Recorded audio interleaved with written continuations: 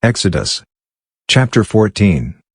Yahweh spoke to Moses, saying, Speak to the children of Israel, that they turn back and encamp before Pi-hahiroth, between Migdol and the sea, before Baal-zephon. You shall encamp opposite it by the sea.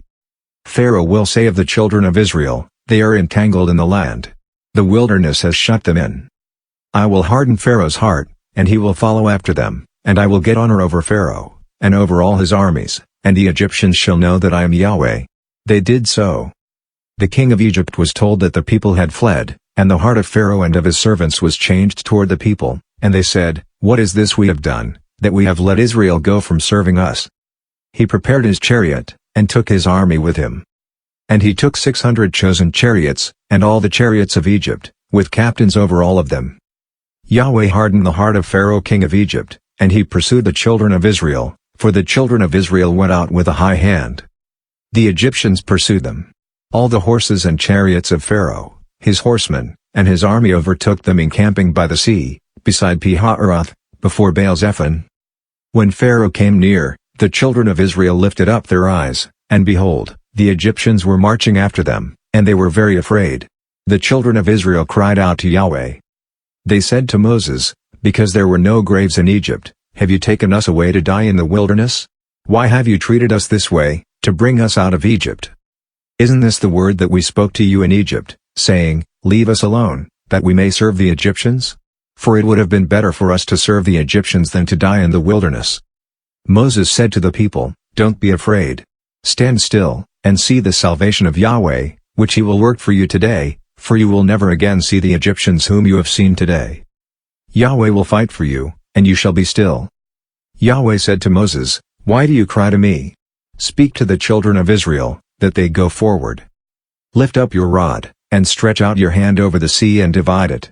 Then the children of Israel shall go into the middle of the sea on dry ground. Behold, I myself will harden the hearts of the Egyptians, and they will go in after them. I will get myself honor over Pharaoh, and over all his armies, over his chariots, and over his horsemen.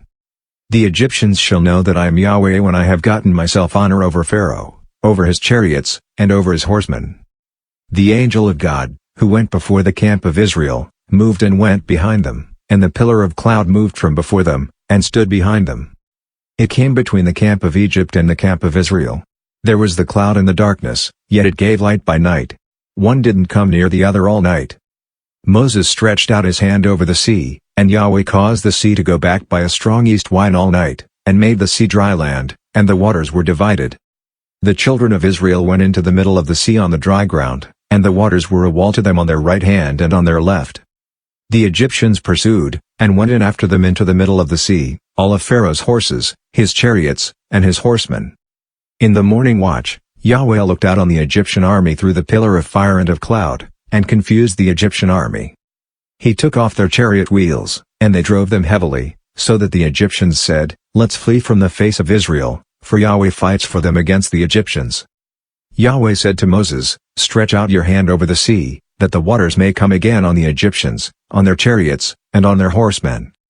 Moses stretched out his hand over the sea, and the sea returned to its strength when the morning appeared, and the Egyptians fled against it. Yahweh overthrew the Egyptians in the middle of the sea.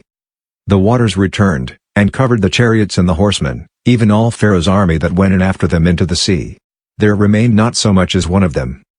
But the children of Israel walked on dry land in the middle of the sea, and the waters were a wall to them on their right hand and on their left.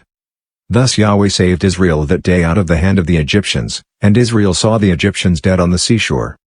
Israel saw the great work which Yahweh did to the Egyptians, and the people feared Yahweh, and they believed in Yahweh and in his servant Moses.